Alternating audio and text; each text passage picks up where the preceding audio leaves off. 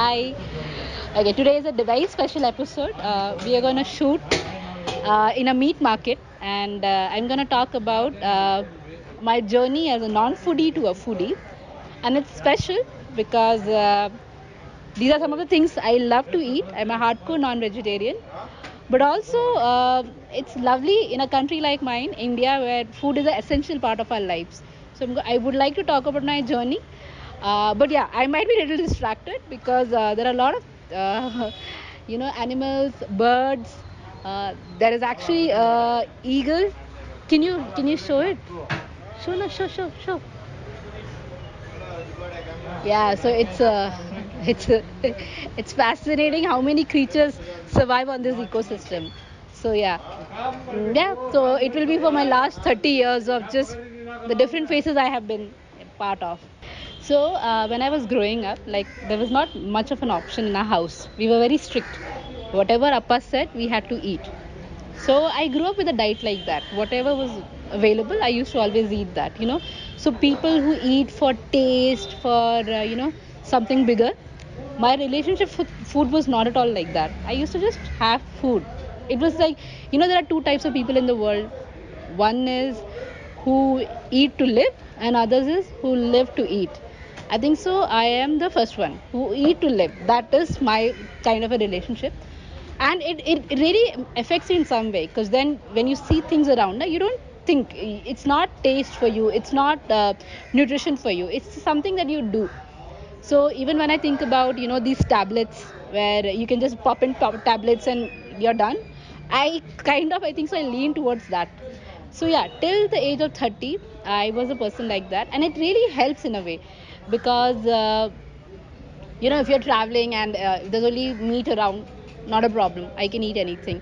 Or if you're traveling, there's no meat and there's only vegetables, I have no problem, I can survive on anything. I don't have a rice diet, I don't have a vegan diet, things like that. I was very, when people ask, are you allergic, I don't even think so I was allergic.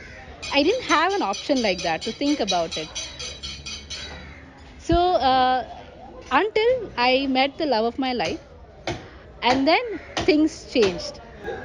It was very different because he was a foodie. So when I say foodie, he was the second category. People who live to eat, people who devour, people who experience the texture, master chef, people who enjoy master chef, that kind of people. So he is that kind of a person, and it's a pole apart. It's a different life itself. So it was very interesting for me that food is a love language for some of people, where they would like to serve, they would like to cook, they would like to make food for you. And imagine for a person who's a non-foodie like me, who doesn't know, who doesn't see so many layers, meaning to food. So it has been an interesting journey for me in the last few years, where from non-foodie to foodie, where I'm slowly discovering, like, oh, this is how tomato tastes. Oh, this is how fish tastes. Oh, this is a real texture of meat, red meat. These are the different reasons why masalas and the vegetables and all these small things matter. So it has been beautiful to unlearn. It has been beautiful to discover this kind of world. I do think food is a different world. It's a different love language, where I'm still in the middle. I won't say I'm completely gone to the foodie section, but the fact that there's so much to discover. Just look around, the colors around. It's fascinating, And this is all a small Indian vegetable market. The range of colors and sometimes I feel like this is how life should be. So I feel sometimes I feel like I am alive now, because there's this whole world I'm yet to explore. This whole sense, the sense of taste, I'm yet to learn. And maybe it doesn't have to be a foodie versus non-foodie. Maybe it can be just exploring. Since I sometimes feel like I have been fasting for the last 30 years, and now I have woken up. I was in a deep sleep and I have woken up to this new senses world, and now slowly I'm exploring. So yeah, love was the reason for my shift from a non-foodie to foodie. And I don't know, maybe after years again I'll go back to being a non-foodie. But for now, this has been a very interesting journey. Let me know if you are a foodie and what's the kind of food you really, what's your food that defines you? What is your comfort food that you go back to every time, you feel lost in life?